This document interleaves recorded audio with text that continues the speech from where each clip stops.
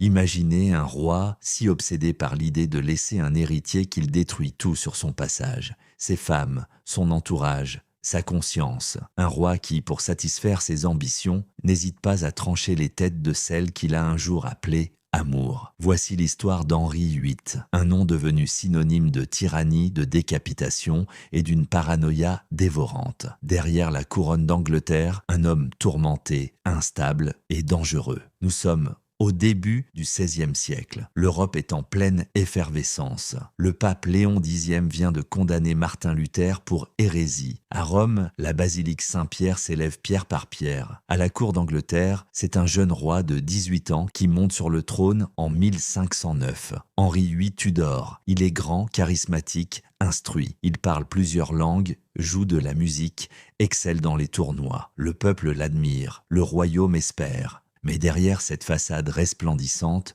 une obsession ronge le souverain. L'Angleterre a été ravagée par la guerre civile des Deux Roses et Henri sait que la stabilité du royaume repose sur un héritier mâle. Son mariage avec Catherine d'Aragon, la fille des rois catholiques d'Espagne, est stratégique. Mais leur union ne produit qu'une seule fille survivante, Marie. Les années passent. Les fausses couches s'enchaînent. L'angoisse du roi devient insupportable. Il lui faut un fils. Peu importe le prix, Catherine d'Aragon est la première. Fière, pieuse, aimée du peuple. Pendant près de 20 ans, elle est l'épouse légitime du roi. Mais elle vieillit et Henri perd patience. En 1527, il décide de faire annuler leur mariage. Il affirme que leur union est maudite, car Catherine avait été mariée auparavant à son frère Arthur. Il utilise un passage du Lévitique pour justifier sa cause. Si un homme prend la femme de son frère, c'est une chose impure. Ils seront sans enfants. Une interprétation commode, mais l'Église catholique ne plie pas. Le pape Clément VII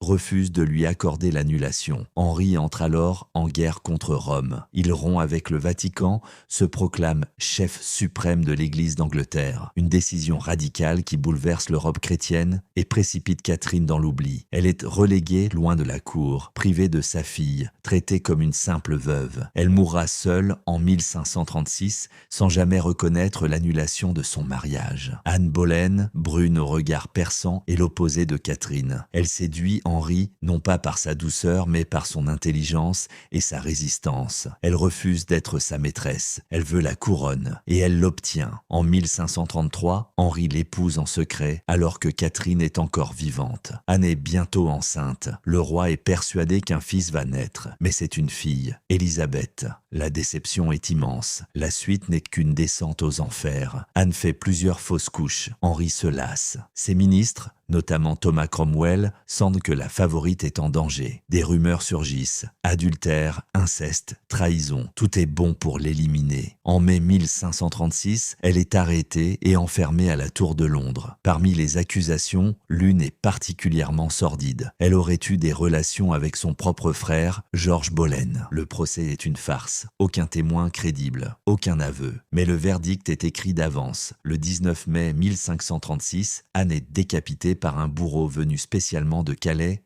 armé d'une épée et non d'une hache. Un luxe macabre, censé lui offrir une mort plus digne. Avant de mourir, elle prononce ces mots « Je meurs dans la foi catholique. Dieu sauve le roi, mon très souverain Seigneur. » 10 jours à peine après l'exécution d'Anne, Henri épouse Jeanne Seymour. Elle est discrète, docile, presque effacée, mais elle lui donne ce qu'il désire plus que tout, un fils. Édouard naît en octobre 1537. Jeanne meurt 12 jours plus tard des suites de l'accouchement. Henri la fera enterrer à ses côtés. Elle est la seule épouse qu'il ne reniera jamais. Les années suivantes, les mariages s'enchaînent comme des signatures administratives. En 1540, il épouse Anne de Clèves, une princesse allemande. Le mariage est arrangé pour des raisons diplomatiques, mais Henri la trouve laide. Il la surnomme la jument des Flandres. Le mariage est annulé 6 mois plus tard. Elle a la chance d'en sortir vivante. Mieux encore, elle reçoit une rente confortable, des châteaux et vit en paix. Mais le répit est bref. Henri se tourne vers Catherine Howard, cousine d'Anne Boleyn, jeune fille de 17 ans à peine. Lui en a près de 50. Elle est frivole, insouciante et a un passé trouble. Des lettres d'amour compromettantes refont surface. En 1542,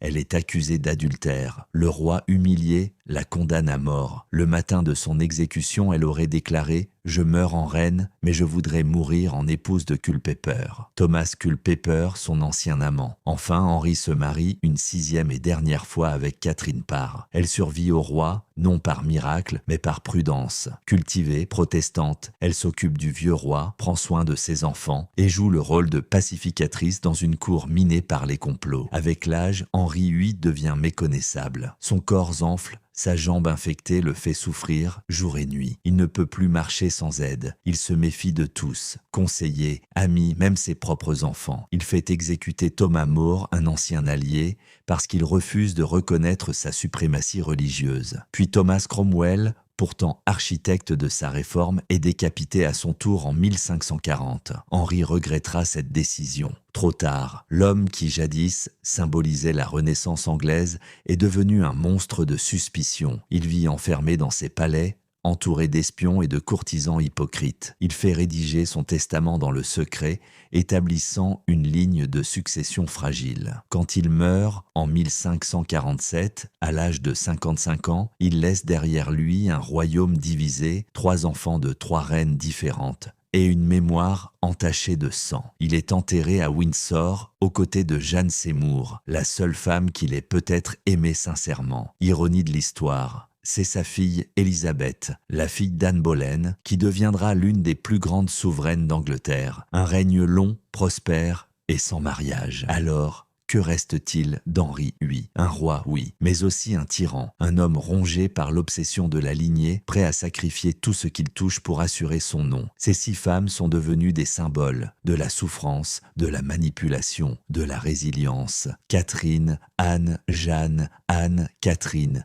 et Catherine, 3 mortes, 2 répudiées, 1 survivante. Et vous, pensez-vous qu'Henri VIII était un produit de son temps ou un homme dévoré par ses propres démons? Dites-le moi en commentaire.